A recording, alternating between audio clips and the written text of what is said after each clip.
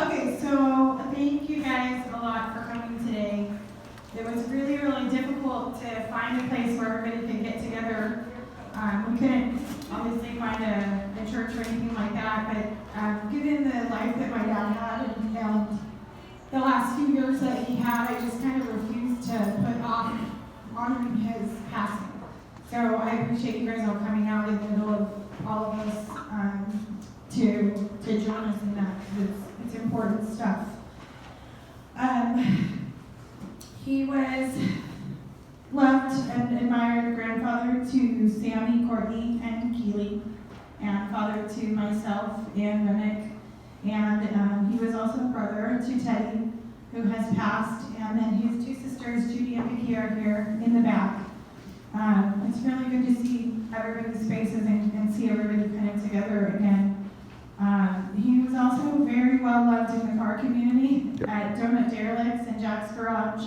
And I probably was most loved by the guys and gals at Sur City Classics. You guys were like his, every time I saw him, like, I need to go to the donut store, I need to go to cruise night, I need the keys to the car, like, just loved you guys. So thank you so much, for all your support through everything. Oh, we love him. So, my dad was born in San Pedro, California, September 10, 1948, to Robert and Loretta Simpson. He had a younger brother, Teddy, and two younger sisters, Judy and Vicky.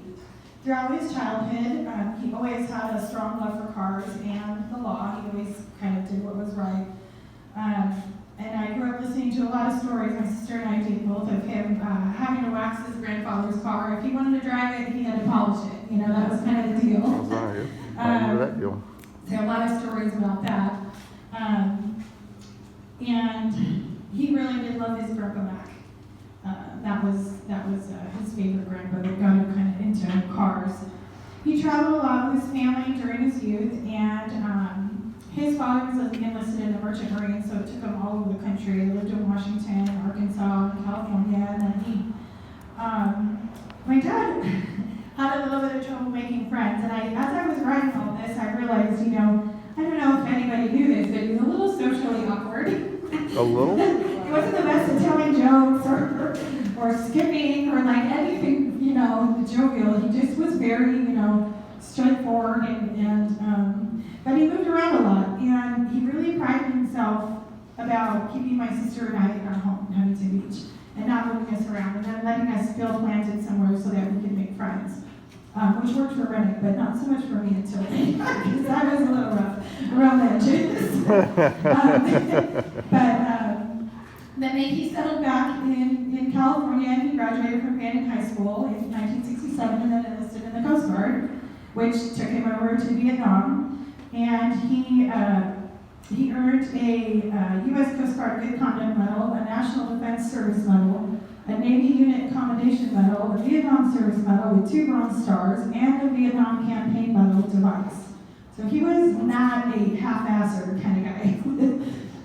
He traveled the world, and he really did enjoy his time in the Coast Guard. And my sister and I actually found a ton of letters that he wrote to his family. I think my dad literally kept everything he ever touched, because there's just boxes and boxes, but it's really cool. But he wrote a lot of letters home and spoke of his time over there, and he was very, very prideful of that. And every 4th of July parade we would go to, when the troops would come by, Dad's standing up, saluting, walking out, welcoming everybody, welcoming the vets home, and he really was proud of that service. And then, so after about 4 years in the Coast Guard, he went on to attend Rio Hondo Police Academy, where he graduated from there in 71 and began his law enforcement career with the Long Beach Marshal's Office. And I think that was before they were called policemen or something, Gary? What were they? Are they called marshals anymore? Sure. No, the sheriffs. Yeah? Okay, we'll go with that. Sure. So he attended there and then started his career in 1983, he transferred over to the district attorney's office. He tested and became an investigator with the DA's office, and he was appointed investigator. And then he worked on some pretty amazing cases. I have some news articles up here. One of the most notable, or one I think that we remember the most, was when recovered a little girl named Crystal who was kidnapped and taken out of state, and she had been missing for 2 years. And he was able to locate her, fly to pick her up, and return her to her mom. And it was all over the news. It was just the coolest thing, like to see my dad out there, and